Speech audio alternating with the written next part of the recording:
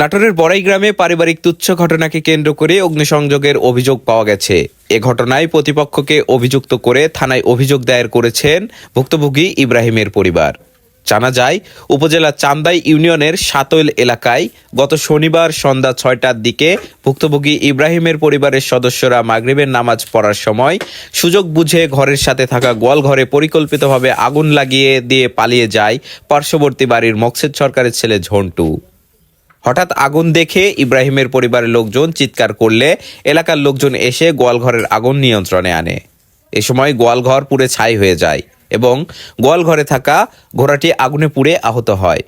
পরে আগুন লাগানোর বিষয়ে পার্শ্ববর্তী বাড়ির মকসেদ সরকারের ছেলে ঝন্টুকে বললে সে অস্বীকৃতি জানিয়ে ইব্রাহিম সহ পরিবারের সকলকে প্রাণনাশের হুমকি দেন।